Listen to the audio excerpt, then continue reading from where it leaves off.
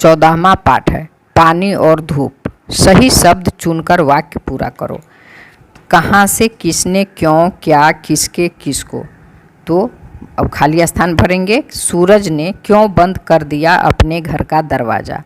बादल है किसके काका। बरसने लगा कहाँ से यह पानी। किसने फोर घरे बादल के, की है इतनी शैतानी। क्यों डांट रहे हैं, किसने कहना नहीं सुना माँ का। प्रश्न 2, इन पंक्तियों से बारिश के बारे में क्या पता चलता है। सूरज को उसकी माँ ने बुला लिया। सूरज ने अपने घर का दरवाज़ा बंद कर लिया। काका किसी को जोर जोर से डांट रहे हैं। आंगन में तलवार चल रही है। उत्तर, इन पंक्तियों से पता चलता है कि बारिश होने वाली है या हो रही है। सूरज का घर के अंदर चले जाना और दरवाज़ा बंद कर लेना, बादलों का गरजना और बिजली का चमकना सभी बारिश के संकेत हैं। 3 में है कविता में ढूंढो। किन पंक्तियों से पता चलता है कि इस कविता में माँ बेटी या माँ बेटे के बीच बातचीत हो रही है।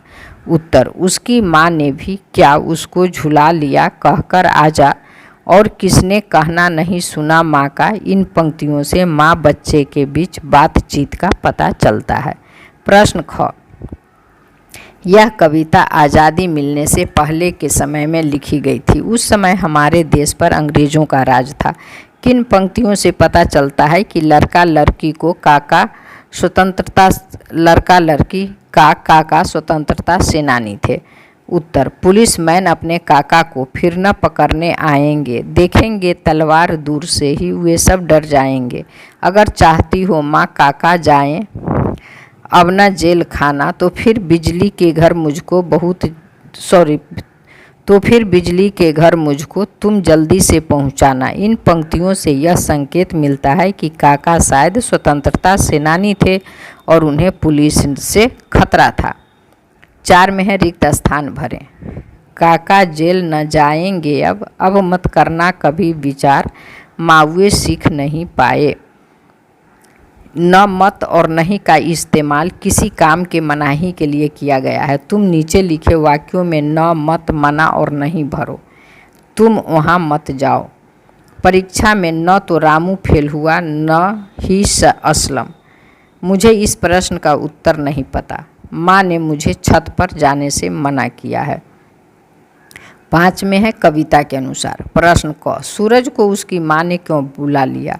उत्तर, सूरज को उसकी माँ ने शायद इसलिए बुला लिया क्योंकि बारिश होने वाली थी या हो रही थी और वह उसे अंदर सुरक्षित रखना चाहती थी। प्रश्न ख, बादल काका जोर जोर से क्यों डांट रहे हैं। उत्तर, बादल काका जोर जोर से इसलिए डांट रहे हैं क्योंकि वे गरज रहे हैं। कविता में गर्जना को डांटने के रूप में मानवीकृत किया गया है। प्रश्न ग, बिजली के बच्चों के वार खाली क्यों जा रहे हैं। उत्तर, कविता में लिखा गया है बिजली के आंगन में अम्मा चलती है, कितनी तलवार कैसी चमक रही है, फिर भी क्यों खाली जाते हैं बार। इसका अर्थ है कि बिजली बार बार चमक रही है लेकिन उसका कोई वार खाली जा रहा है, यानी शायद उसकी चमक का कोई सीधा परिणाम नहीं दिख रहा। प्रश्न घ, लड़की बिजली के घर क्यों जाना चाहती है। उत्तर, लड़की बिजली के घर इसलिए जाना चाहती है क्योंकि अगर वह वहां जाएगी तो उसे चमकती हुई तलवार मिलेगी जिससे उसकी मां पर कोई अत्याचार नहीं कर पाएगा और पुलिसमैन काका को पकड़ने नहीं आएंगे। प्रश्न, बिजली के घर में तलवार चलाना कौन सीख रहा है। उत्तर, कविता के अनुसार बिजली के आंगन में माँ तलवार चला रही है। यहाँ लिखेंगे तलवार चलाना सीख रही है तो अच्छा लगेगा। माँ तलवार चलाना सीख रही है। प्रश्न 6, पता करो।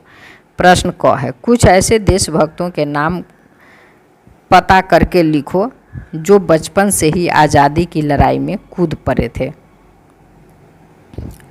उत्तर, भगत सिंह, सुखदेव, राजगुरु, चंद्रशेखर आज़ाद, खुदीराम बोस, रानी लक्ष्मीबाई आदि। प्रश्न ख, जब बच्ची अपने माँ से ये सब बातें कह रही थी उस समय का आसमान और मौसम कैसा रहा होगा। अपनी कल्पना से बताओ। संकेत, धूप, सूरज, बादल, धरती, बिजली, लोगों की परेशानियाँ आदि।